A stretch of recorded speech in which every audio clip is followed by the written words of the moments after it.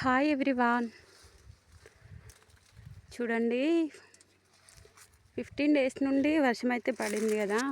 ఆ వర్షానికి మా పత్తి చేను ఈ విధంగా ఉంది.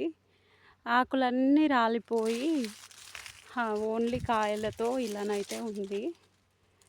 అంతకుముందు అయితే బాగానే ఉంటుండే. ఈ 15 రోజుల నుండి వర్షం పడడం వల్ల ఆకులన్నీ రాలిపోయినాయి.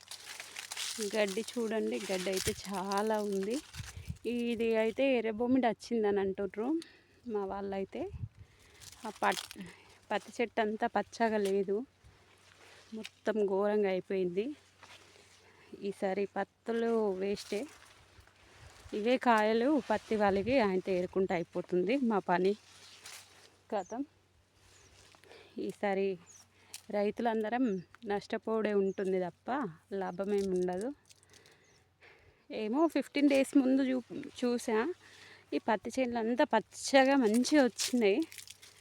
ఈసారి అయితే అంత లాభమే అని అనుకున్నాం, కానీ వర్షానికి మొత్తం ఆకులన్నీ రాలిపోయినాయి. చూడండి, కింద ఆకులు అయితే చాలా రాలిపోయి కుళ్ళిపోయినాయి, మొత్తం కుళ్ళిపోయినాయి. ఈ పత్తి కాయలు కూడా పలిగి మురిగిపోయినట్టు అయినాయి వర్షానికి. చూడండి, మొత్తం మురిగిపోయినట్టు అయినాయి కాయలు అయితే. ఈసారి రైతులు చాలా ఇబ్బంది పడాల్సిందే, మళ్ళీ దేశాలు పట్టుకొని తిరగాల్సిందే ఇక. చూడండి, వెదర్ మళ్ళీ అవుతుంది.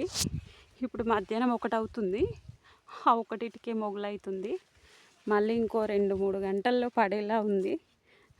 ఈ మాత్రం కాయలు కూడా పలిగి ఏరుకునేలా లేదు.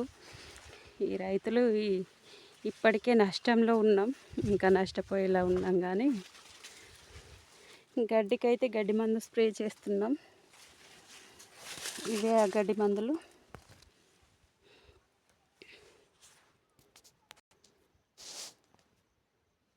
చాలా పెద్దగా ఉండే పత్తి చెట్లు అయితే వర్షానికి అంతా కుంగిపోయినాయి అంట, చిన్నగా అయిపోయినాయి. నా హైట్లో ఉన్న పత్తి చేనులు ఈ విధంగా ఎలా అయిపోయిందో నాకే అర్థం కావట్లేదు.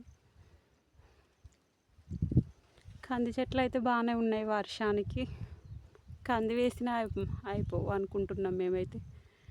అక్కడక్కడ ఉన్నాయి కంది చెట్లు.